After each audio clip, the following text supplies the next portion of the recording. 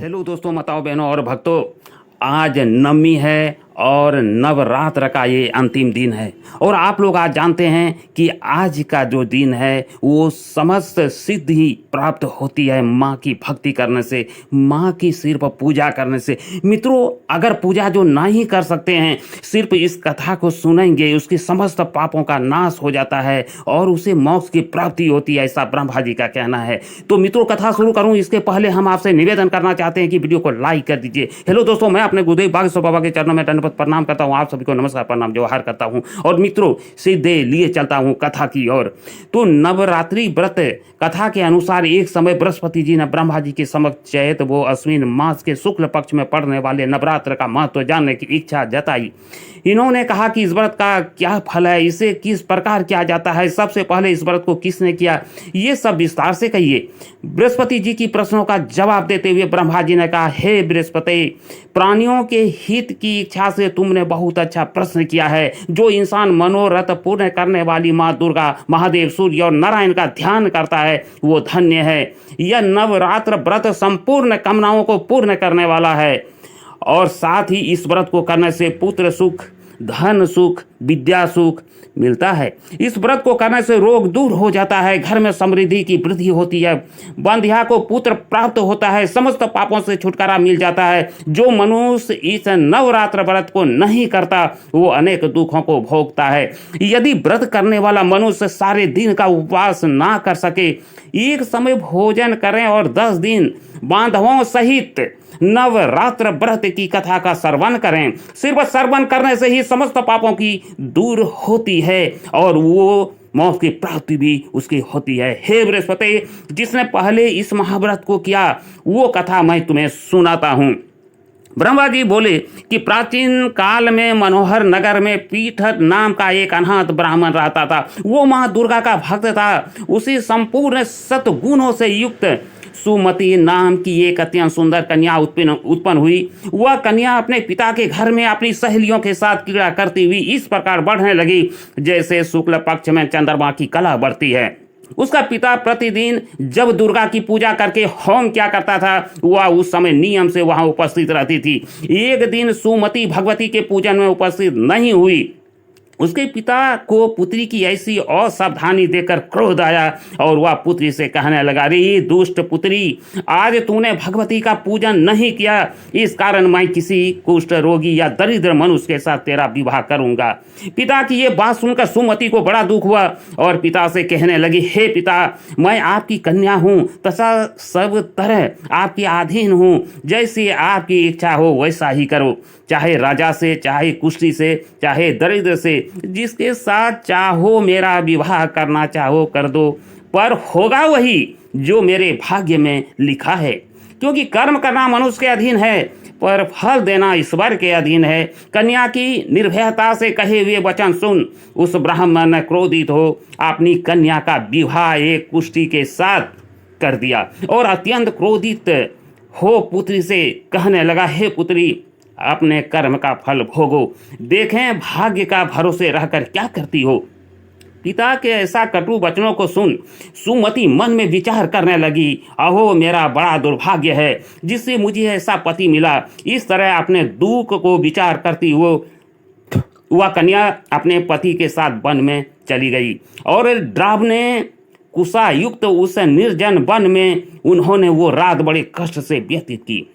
उस गरीब बालिका की ऐसी दशा देख देवी भगवती ने पूर्व पुण्य के प्रभाव से प्रकट हो सुमति से कहा, हे दीन ब्राह्मणी, मैं तुझसे प्रसन्न हूँ, तुम जो चाहो वरदान मांग सकती हो। भगवती दुर्गा का ये वचन सुन ब्राह्मणी ने कहा, आप कौन हैं वो सब मुझसे कहो। ब्राह्मणी का ऐसा वचन सुन देवी ने कहा कि मैं आदि शक्ति भगवती हूँ और मैं ही ब्रह्म विद्या वो सरस्वती हूँ। प्रसन्न होने पर मैं प्राणियों का दुख दूर कर उनको सुख प्रदान करती हूँ। हे ब्राह्मणी, मैं तुझ पर तेरे पूर्व जन्म का पुण्य का प्रभाव से प्रसन्न हूँ। मित्रों, आप ध्यान पूर्वक कथा को सुनिए। हम दावे के साथ कहते हैं कि आपके पापों का नाश होगा, आपकी गरीबी मिटेगी। तो आगे सुनिए दोस्तों, कहते हैं कि तुम्हारे पूर्व जन्म का वृत्तांत सुनाती हूँ, सुनो। तू पूर्व जन्म में निषाद की स्त्री थी और अति पतिव्रता थी। एक दिन तेरे पति निषाद ने चोरी की। चोरी करने के कारण तुम दोनों को सिपाहियों ने पकड़ लिया और जेल खाने में कैद कर दिया। उन लोगों ने तुझको और तेरे पति को भोजन भी नहीं दिया। इस प्रकार नवरात्र के दिनों में तुमने ना तो खाया और ना ही जल ही पिया। इस प्रकार 9 दिन तक नवरात्र का व्रत हो गया।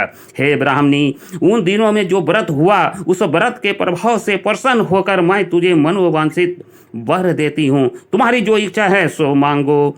ये सुनकर वो ब्राह्मणी खुश होती है और इस प्रकार दुर्गा के वचन सुन ब्राह्मणी खुश होती है और बोली, अगर आप मुझ पर प्रसन्न हैं तो हे दुर्गे, मैं आपको प्रणाम करती हूँ कि कृपा करके मेरे पति का कोढ़ दूर करो। देवी ने कहा कि उन दिनों तुमने जो व्रत किया था उस व्रत का एक दिन का पुण्य पति को कोढ़ दूर करने के लिए अर्पित करो।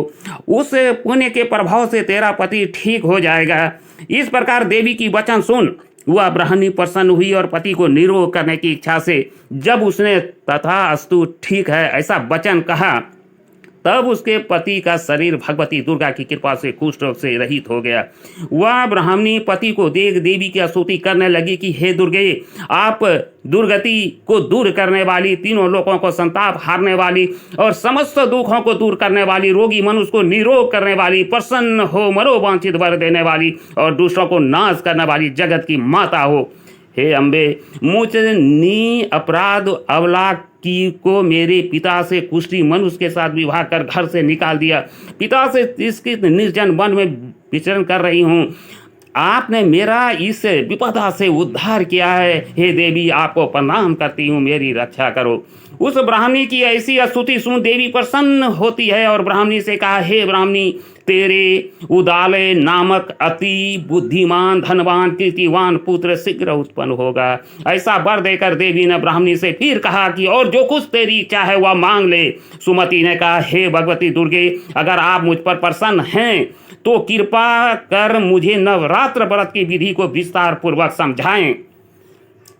ब्राह्मणी की वचन सुन मां दुर्गा ने कहा, हे ब्राह्मणी, मैं तुम्हें संपूर्ण पापों को दूर करने वाले नवरात्र व्रत की विधि बतलाती हूँ। चैत मास के शुक्ल पक्ष की प्रतिस्पर्धा से लेकर 9 दिनों तक व्रत करें। यदि दिन भर का व्रत ना कर सके तो एक समय भोजन करें। सुमुहूर्त में घट स्थापन करें और वाटिका बनाकर उसको प्रतिदिन जल से सींचें। महाकाली, महालक्ष्मी और महासरस्वती की मूर्तियां स्थापित कर उनकी विधि सहित पूजा करें।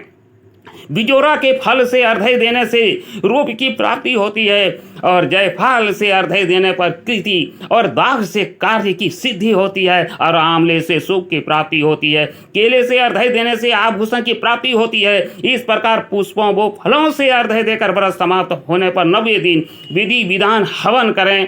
खांड, घी, गेहूं, शहद, जौ, तिल, बिल्व यानी बेलपत्ता, नारियल, दाक और कदम्ब जैसी विभिन्न सामग्रियों से हवन करें। आंवले से कृति की और केले से पुत्र की, कमल से राज सम्मान की और दाकों से संपदा की प्राप्ति होती है। खांड, घी, नारियल, शहद, जौ और तिल तथा फलों से होम करने से मनोवांछित वस्तु की प्राप्ति होती है। व्रत करने वाला मनुष्य इस विधि विधान से होम कर आचार्य को अत्यंत नम्रता के साथ प्रणाम करें और यज्ञ को सिद्धि के लिए उसे दक्षिणा दें।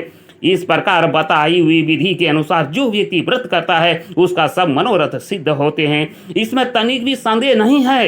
इन 9 दिनों में जो कुछ दान आदि दिया जाता है उसका करोड़ों गुना फल मिलता है। इस नवरात्र व्रत करने से अश्वमेघ यज्ञ का फल मिलता है। हे ब्राह्मणी, इस संपूर्ण कामनाओं को पूर्ण करने वाले उत्तम व्रत को तीर्थ, मंदिर अथवा घर में विधि के अनुसार करें। ब्रह्मा जी बोले, बृहस्पति जी बोले इस प्रकार की ब्राह्मणी को नवरात्रि व्रत विधि बताकर देवी अंतर ध्यान हो गई। अतः जो मनुष्य या स्त्री इस व्रत को भक्ति पूर्वक करता है वह इस लोक में सुख प्राप्त कर अंत में मोक्ष की प्राप्ति करता है। ब्रह्मा जी बृहस्पति जी से कहते हैं कि यह इस दुर्लभ व्रत का महात्म्य है जो मैंने तुम्हें बताया है। ऐसा सुन बृहस्पति जी आनंद से प्रफुल्लित हो गए और कहने लगी कि हे ब्रह्मा जी, हे ब्रह्मा, आपने मुझ पर अति कृपा की जो मुझे इस व्रत का महत्व को सुनाया। ब्रह्मा जी बोले कि हे बृहस्पति, या देवी भगवती संपूर्ण लोगों का पालन करने वाली है, इस महादेवी के प्रभाव को कौन नहीं जान सकता। तो मित्रों, दोस्तों, भक्तों, बोलो देवी भगवती माता की जय। और इसी के साथ मित्रों कथा समाप्त होती है और हम आपसे निवेदन करते हैं कि आपने अगर इस वीडियो को पूरा सुना होगा तो हम दावे के साथ आपको कहते हैं कि आपको मोक्ष की प्राप्ति के साथ साथ आपकी समस्त पाप, चाहे वो किसी भी जन्म का पाप हो, वो आपका कट जाएगी, ये दावा है। तो मित्रों, वीडियो कैसे लगी? वीडियो अच्छी लगी तो वीडियो को आप लाइक कर दीजिए, चैनल को सब्सक्राइब कर लीजिए, उषा घनश्याम ब्लॉग चैनल का सदस्य बनिए, हम आपसे निवेदन करते हैं। और मित्रों, इसी तरह की वीडियो आपके लिए बराबर लाता रहूंगा। हम आपसे निवेदन करना चाहेंगे कि आप चैनल को सब्सक्राइब जरूर कर लीजिए। हमें उम्मीद है कि आपने चैनल को सब्सक्राइब कर लिए होंगे। और मित्रों, इसी के साथ मैं मिलूंगा अगला ब्लॉग में। तब तक के लिए दोस्तों आप लोगों से विदा लेना चाहूंगा। जय हिंद, जय भारत।